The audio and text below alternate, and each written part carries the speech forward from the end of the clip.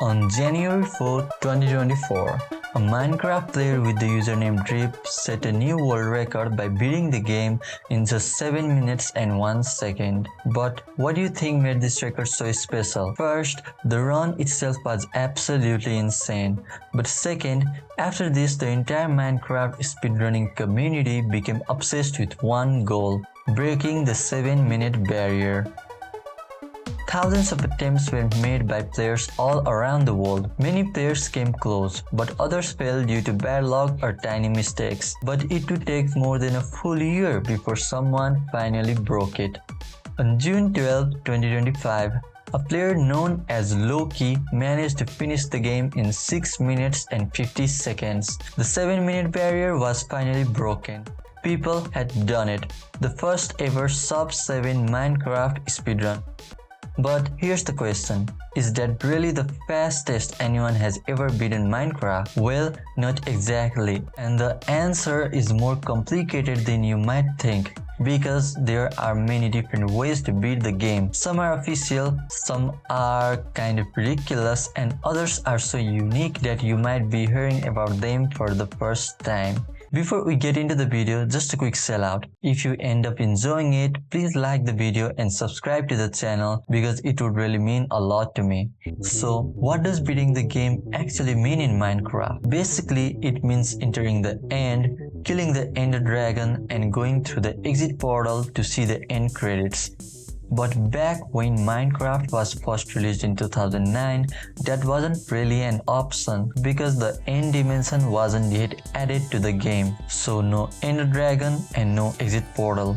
So players made their own rules, their own challenges. They created what's known as arbitrary runs. Runs like find diamonds in under 4 minutes or reach bedrock in 2 minutes.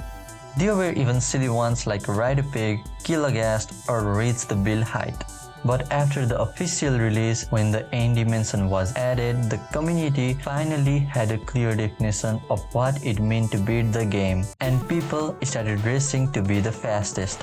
One of the first people believed to have finished the game wasn't from the USA, but from Japan, though there's a lack of video evidence to confirm it. However, the earliest known completion with a video proof came from a player named Corbetti in March 2012. They beat the game in 1 hour, 23 minutes and 15 seconds. The video of the run was uploaded in 4 parts, but they were in low resolution. This run by Corbetti was called under the category RSG. So you might be wondering, what exactly is RSG? Well, Minecraft runs on randomness, which is controlled by something called RNG, a different term or random number generation. In simple words, RNG is what makes things like chest loot, mob drops, and even the world generation unpredictable. But here's the thing, RNG always needs a seed to work. In Minecraft, a seed is just a number that tells the game how to generate the world, and if you use the same seed, you will always get the same exact world. Because of this, speedrunners split into 2 major categories: Set Seed Glitchless or SSG, where players play on a known seed so they already know the world and therefore can plan everything, and Random Seed Glitchless or RSG, where every run starts with a completely new random world. However, if you use a glitch or a bug during the run, it falls under a different category. These are similar to RSG and SSG but with glitches allowed, known instead as Random Seed or RS and Set Seed or SS, with the run being glitched implied in the name. So in the case of random seed generation, your goal is to get a really good seed when you create a new world, the one that gives you everything you need to beat the game as fast as possible. A good seed is the one where all the essential structures to beat the game are close to the spawn. After the nether update in version 1.16, record times had dropped significantly due to the addition of bastions and the battering mechanic, which allows players to trade gold with piglins for ender pearls. Here's what a typical route on a good seed looks like. You spawn on a beach with a buried treasure nearby. Using the pie chart, which you can open by pressing Shift plus F3,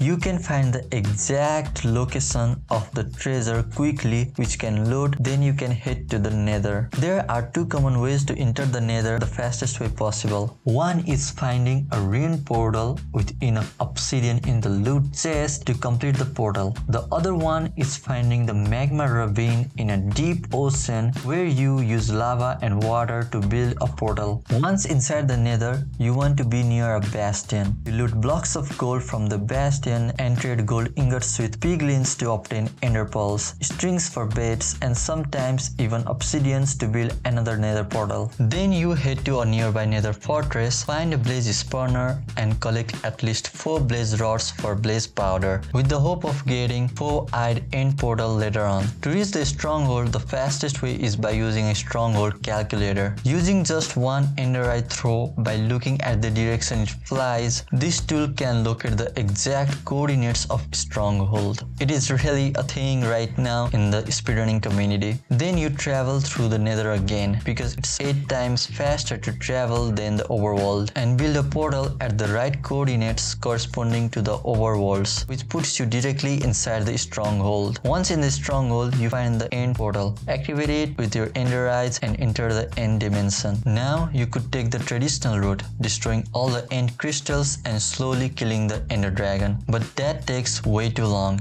Instead, runners use beds to deal damage when the dragon comes down, a method known as bed cycling. But the fastest way is a technique called the zero cycle. In this method, you tower up and kill the dragon mid-air while it's flying, before it gets a chance to perch or come down. All these strategies were used in the past 2 world records I talked about in the beginning of this video, which were random, seed, glitchless, leading up to the current world record of 6 minutes and 50 seconds done by Loki.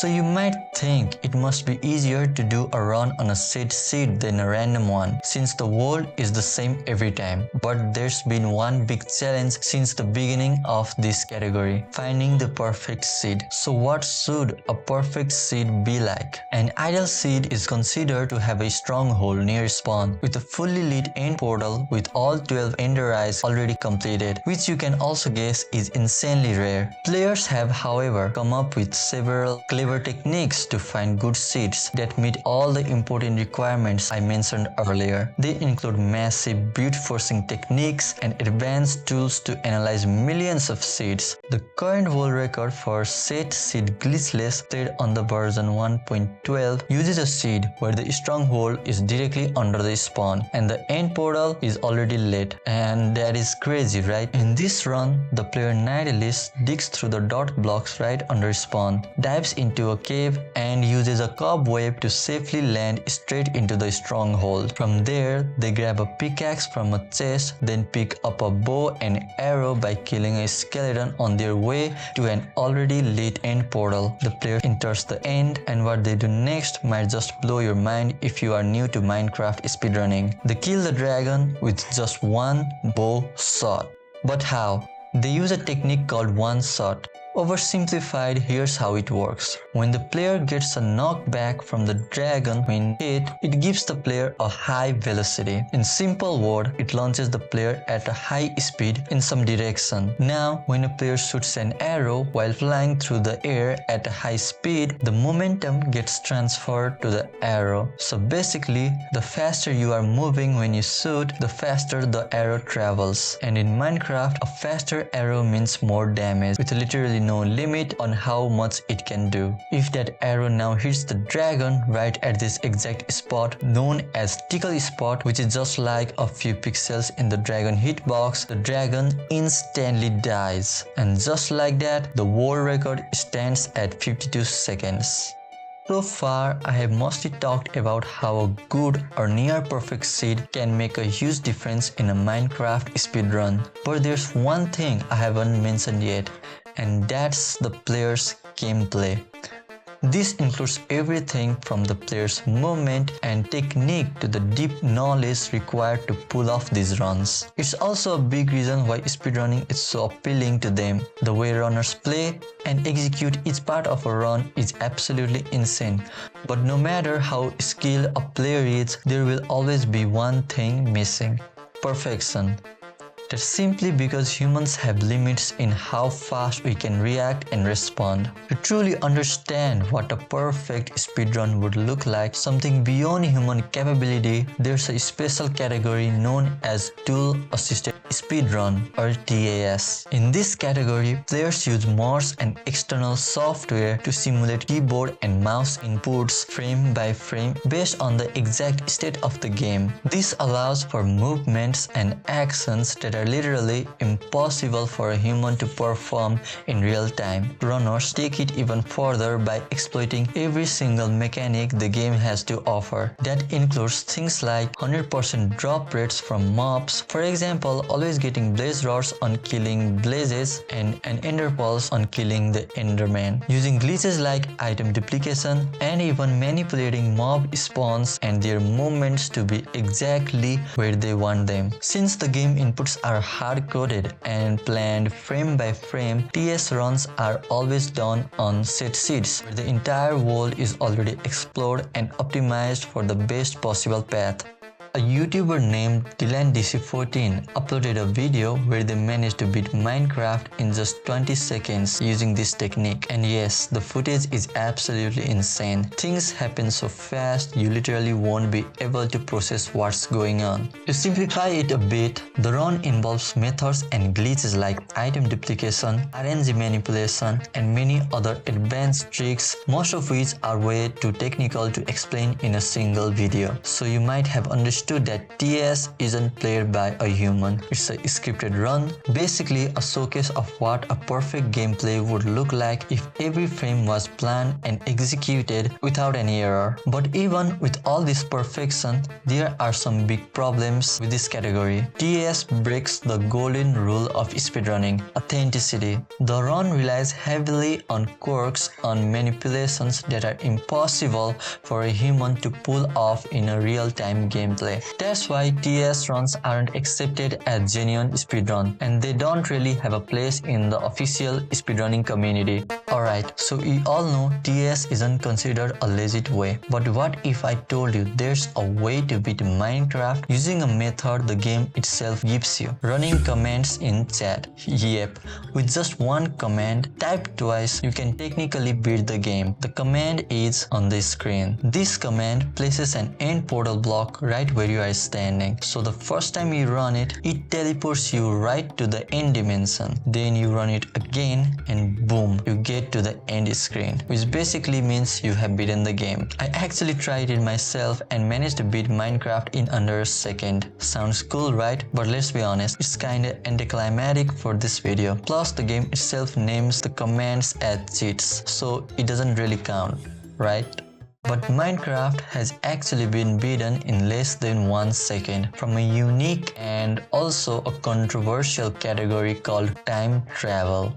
This method heavily relies on exploiting the way Minecraft tracks in-game time, or IGT. If you have noticed in any speedrun footage, there are basically two timers running at the same time. One usually at the top is called real-time attack, or RTA, which starts as soon as you press create new world or load world. The other, typically below the RTA, is in-game time, or IGT, which measures the game's internal clock time. Unlike RTA, in-game time doesn't run while the game is paused or crashes. So that's the catch. Minecraft only updates the in-game time during autosaves, like when you pause the game, quit, or when the game saves automatically every 5 minutes. That means if you play the game without letting it save, the in-game clock doesn't move at all. So how do runners exploit this? By avoiding any game saves. Instead of quitting the game normally, they force close the game using Task Manager. This crashes the game, and when you reload the world, you are back at the world spawn with the IGT essentially unchanged. It's like going back in time, thus getting its name time travel.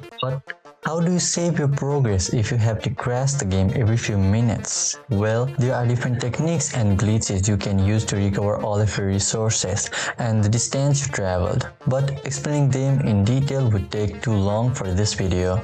However, this method is highly controversial. While it's recognized on the website speedrun.com, many in the community argue that it overexploits the core rule of in-game time, which is basically used as the actual record time in a speedrun, and it also completely ruins the natural flow of gameplay by jumping back in time. As of now, the world record is held by a player named NSLA, I guess, who beat the game in just 0.95 seconds of in-game time under a second done in the version 1.18. However, with the real time of 24 minutes and 36 seconds. It defies the usual way, but it's undeniably one of the most mind-bending ways to speedrun in Minecraft. Well, among all these categories, some might seem unfair to you, while others you might actually prefer. Out of all of them, the one I like and excites me the most is random seed generation,